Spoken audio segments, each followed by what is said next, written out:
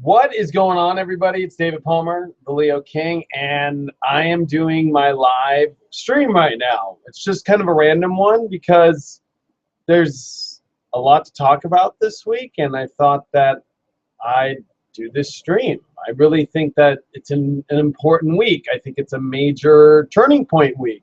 So I think it's very important to do this stream. Plus, it's a cool way for you to chat or have any discussion that you want to have with me while we're doing this. So, I mean, I used to do this all the time if you've been watching me for a while, but I'm bringing it back, you know, and I want to start having more talks about what's going on. And let's just say this first.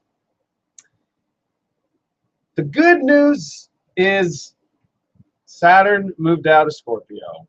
And the reason why I actually started to do this stream was because exactly 3 years ago today, Saturn was leaving Libra and entering Scorpio. So this is kind of a huge culmination or ending that I believe is happening in the more calendar way, not just astrologically, but in the calendar way to look at things, because this really is an important turning point in our lives because we are at Saturn moving signs. And whenever Saturn moves into a new sign, it really is a new chapter in our life.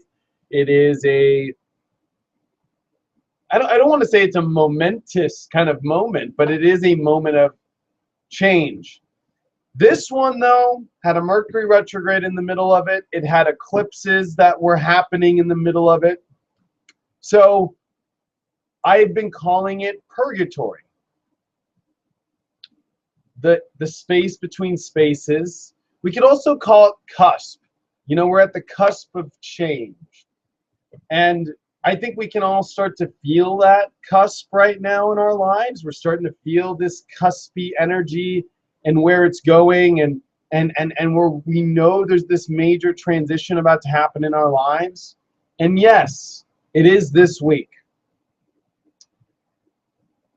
I'm talking to you on the 4th. By the 9th, Mercury gets out of its retrograde. The day before that, though, was very interesting. You know, I probably should screen share it. Hold on, let me screen share this because we gotta go into this a little bit better. Plus, there is a chat room. I am paying attention to the chat room to the side. So, like, some people are saying cusp with a question mark. I was calling that we're going through kind of a cuspy moment in life. If you don't know what a cusp is, it's like the space between spaces. But I am in the chat room if you want to do that. Okay, so I'm going to try and do a little screen share here for fun. Screen share.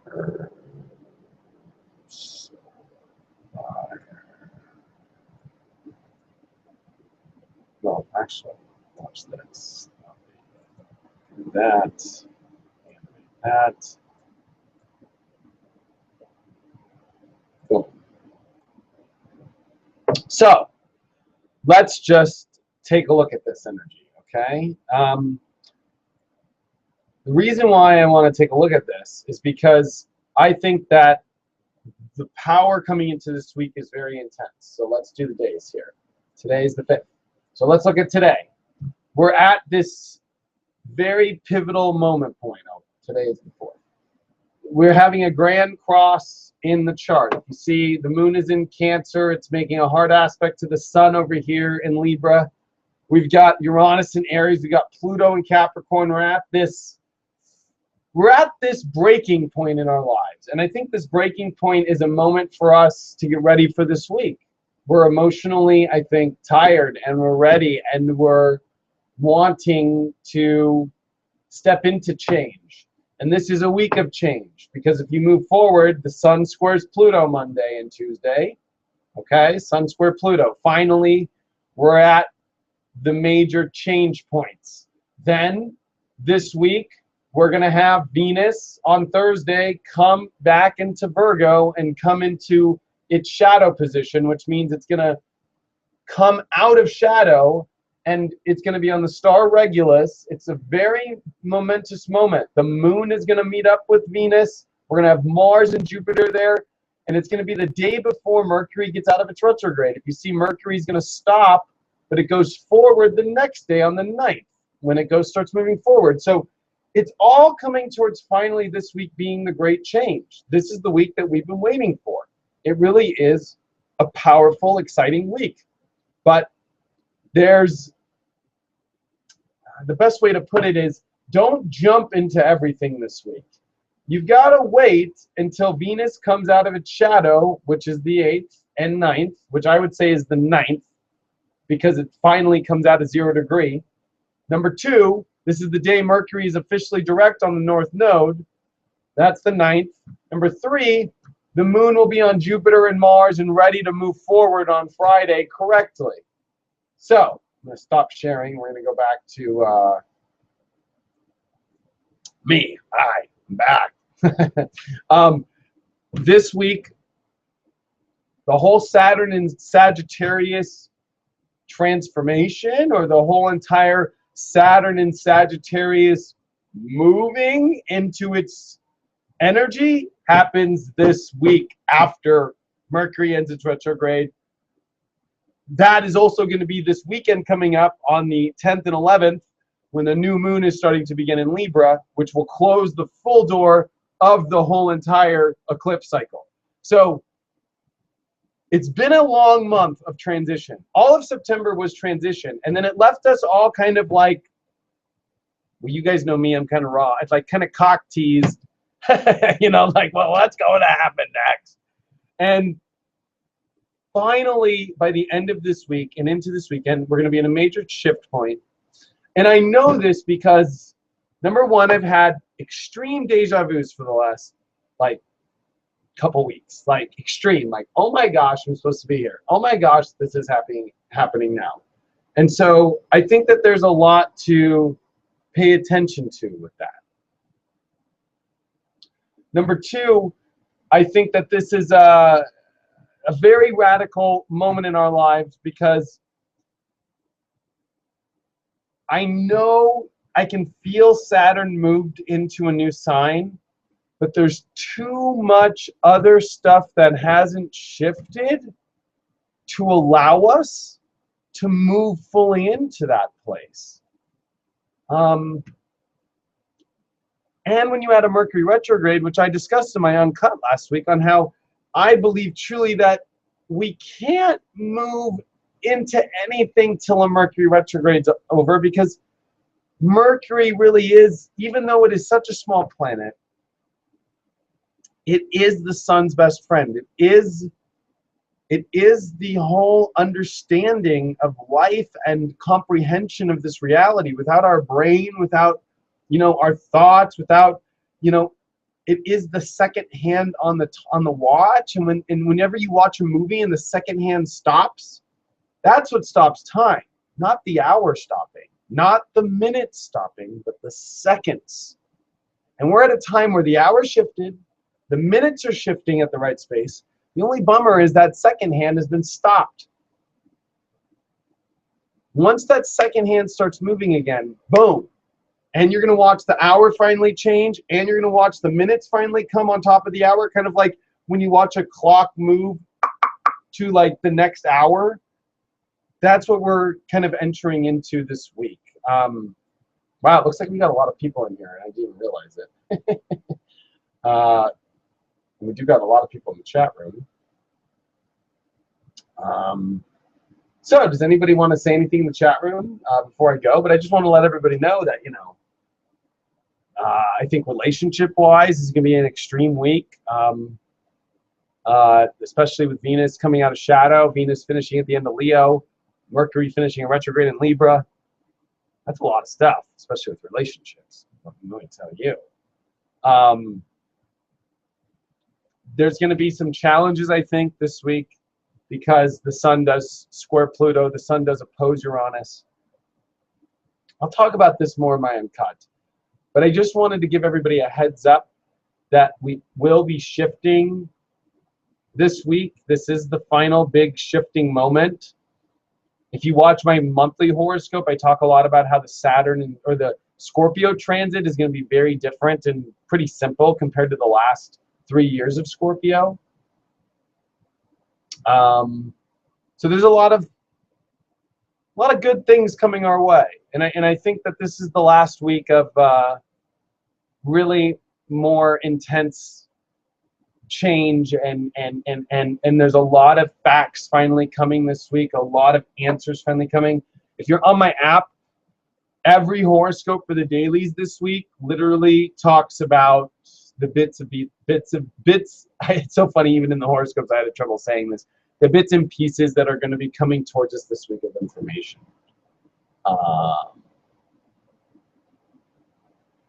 Saturn-Neptune square I won't be talking about until we really get into that by the end of this month, next month. Saturn's still too early in the square, even though I do believe Saturn is a 10-degree orb. So Saturn is already squaring Neptune. I don't think that we're going to be able to feel it until the end of this month and into the beginning of November. I think November is going to be the Saturn-Neptune aspect much more. Good question. That's the best question I've heard so far. Love readings by K Pisces. Mars opposing Neptune, yes, that's in this week. I don't want to give it all away. You guys got to, watch the uncut. I can't do my whole uncut right now. I can't give every little thing away. The main thing I'm talking about, though, this week is the transition of Saturn. Been waiting to, really be shown in Sagittarius, and I think that because it entered during an eclipse period, and it entered during a Mercury retrograde, and it entered during a Venus shadow period, that how ironic that all of that is shifting this week, including the new moon, including the sun square Pluto this week, including the sun opposed Uranus, all in the same week. I mean, this is like, holy cow. This is the week.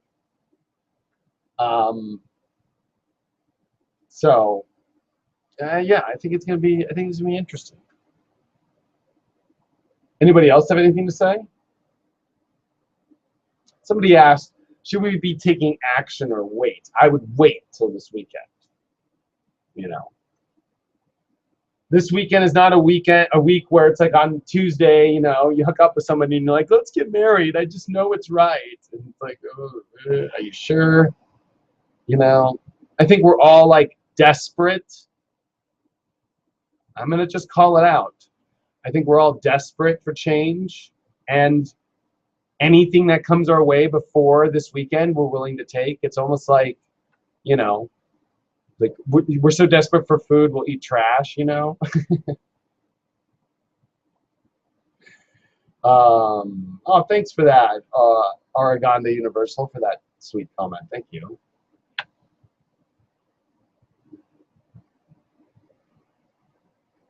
Somebody said wait the whole week. I mean, yeah, I would wait, I mean, you can get through 1 week. Gail asked what I see about the world economy with this alignment. I think the economy is, well, with Venus going to be going through Virgo, I believe that, and especially with Jupiter there and Mars there, I think we're actually going to see quite a bit of a show with the economy. It could go either way. It could go explosively wrong, or it could go explosively good. I'm not one that does do financial astrology well. I can look in your own chart and know when you're going to hit good finances, but I'm not very good with the world stage. There's too many charts to look at. There's too many countries. When you look on the world scale, I would say that the economy is getting cleaned up and straightened out. So I would say it would just be getting straightened out,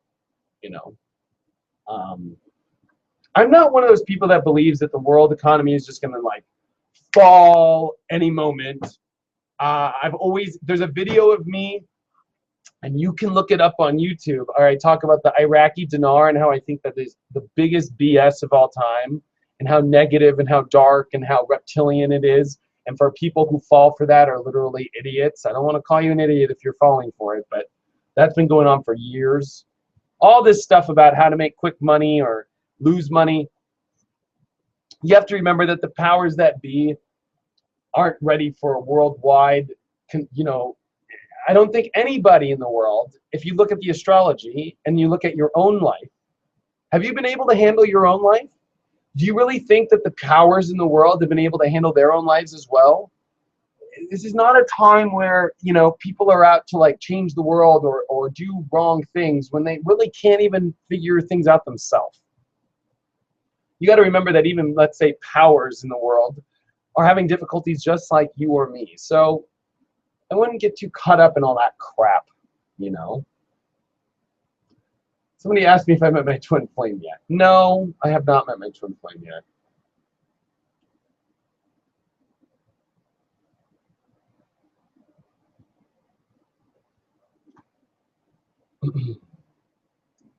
If this is a good week for twin flames, I do believe it is a good week for twin flames. I think it could be a build-up, but I don't think it's really official till the new moon in Libra opposed Uranus, which is on the 12th. That's when I would say after Venus is direct, after Venus, remember, will square Saturn.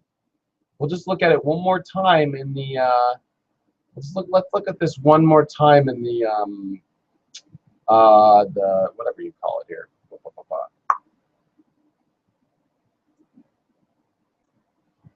Like, look at that. Venus is going to square Saturn Friday, and then on the 10th, Venus squares Saturn exactly, and then right here, the 11th, Venus is coming off Saturn, but still at 2 degrees. It's not till the 12th when we have the new moon opposed Uranus. Venus is off Saturn by 1 degree, but that's a good sign. Mars and Jupiter are conjunct, and the mean node switches into Virgo. The mean node actually, the mean node switches into Virgo technically on the 11th. Or actually, it's saying here the 10th. So that's another whole like destined moment that I'm going to talk about in my uncut. But the main thing is, I think, wait till Monday, the 12th. Twin flame aspects. Venus is off Saturn. New moon opposed Uranus. Mean node has switched. Mars and Jupiter are conjuncting. Mercury is direct out of its shadow or out of its stationary position at 1 degree.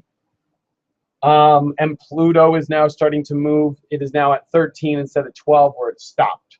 Because if you look back just within the last week, look at that. Last Saturday, Pluto was at 12:59. This week it went to 13, but this week it stayed pretty slow. By the time we get to here, see how this week Pluto moves. Pluto starts to move a minute, and then it starts to go really much faster. And when the moon hits Pluto, which now we're going ahead, you guys need to watch my monthly horoscope. Yeah, so I think the twin flame stuff, is definitely going to be much better after the new moon. I think that you could get really confused with twin flames, though, building up to the new moon. Like, believing that this is your twin flame and it totally is not. Trust me. I have done so many effing readings for people who, like, are so hard knocked that they have met their twin flame. And then when you look at the charts and you're like, oh, my God, this is like a horrible, destructive relationship. And then you do the reading, and then you tell them that, and then they're like, oh, I'm not going to believe you. You're an asshole. I can't believe you're telling me this isn't my twin flame. And then they call you 2 months later like, I'm sorry, you were right, and it's not my twin flame. I don't believe, personally, and I mean, this is based off, I don't know. I mean, look, we have 210 people in here right now, just doing it live without even asking for it. With all the tens of thousands of people that I talk to through this channel, tens of thousands, literally.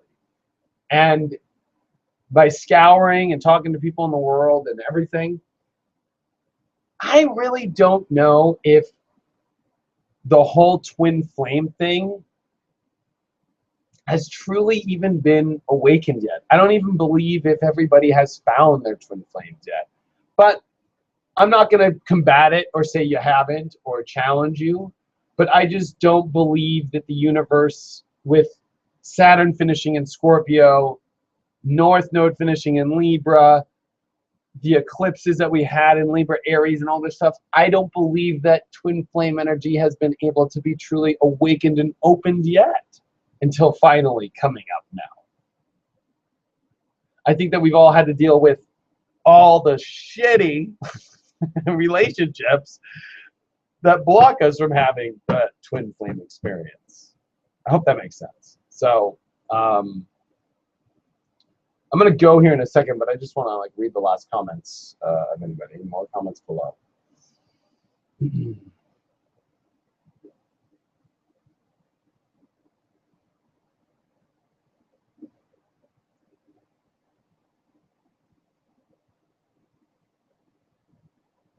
Somebody asked, any advice for Saturn transiting my 11th house right before my Saturn return in 12th house?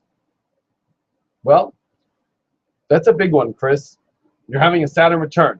So remove the houses for a minute, because depends on what system you're using. You know, you could be using whole signs and we could be looking at it in a different way. You could be using equal signs and it might even be in your 12th already. Or we could be using porphyry and it could switch it till another 2 months out, or, you know, whatever. But a Saturn return is a moment in life. Especially, I don't know how old you are, but you look young. You look like this is, I don't know how old you are or whatever, Chris. But if this is your first Saturn return, you know, be ready, because there's definitely going to be a whole part of yourself that feels like it's dead. It's going to be ending. You know, you're growing up, right? So I'd be more prepared for the new world you're stepping into and the new life, opposed to like expecting you know, things to kind of carry over. I would get ready for things that to be really, you know, taking you into a place that you've never been before, and be ready for, you know, true growing up. You know, it's like that feeling when you're a kid and you're in school and mommy let go of your hand and you have to go walk to the class on your own. Like that kind of feeling lasts on a more higher and more extreme scale, you know. So I'd kind of like be more prepared for that. In the 12th house, it's hard for me. Yeah, you're 27, so you're at the very first one, and you're having yours. I don't know if yours is late or early Saturn and Sag. It all depends if you're going to be having Neptune square your Saturn return while Saturn returns there. There's a lot to look at. You got to look at the whole thing. It's kind of hard to say it all over, you know, Google Hangout, but I can say that my Saturn return was the best and worst experience in my life. It created this, but it was very challenging to maintain this and do this. Trust me. Every day was like, oh my gosh, I feel more alone and I feel more scared and I feel more, but mine's in Scorpio. Yours is in Sag, which is a little bit lighter than Scorpio. But it does bring you to a place of having to really grow up and step up to the plate, and it you know, if you choose not to, which trust me, I have people close to me in my life, my age, I'm 31 now, who just went through theirs, chose not to do anything, and they are paying for it extremely right now. I think the more serious you take your life and the more Capricorn you become from a Saturn return, the better.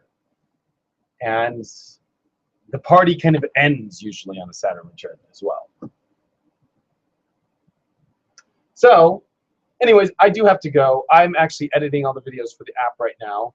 But I just wanted to say this. It is recorded, so people will be able to watch this. And I just wanted to say thank you guys all for the support and watching my Uncut every week. And if you're a subscriber to the app, thank you so much. Honestly, I love doing the daily horoscopes. I love doing your sun sign horoscopes. I love doing it all. And I appreciate it. And if you want to go deeper into this, I do a monthly horoscope. It's a half-hour long about the whole entire month. That's on my website, inclusiveastrology.com. And of course, if you ever want to get the app, just go in the App Store, Apple or Android, type in Leo King, and you can try a 7-day free trial. It's only $5.99 a month, and you get me every day, and you get all the horoscopes every day. So anyway, thanks so much for the support. I love all the comments, and I'll see you guys on my next little report. I'll try and do more of these whenever I can, now that I got an office here at Leo King Studios. But anyway, sending you guys the best. I'll see you soon. Adios.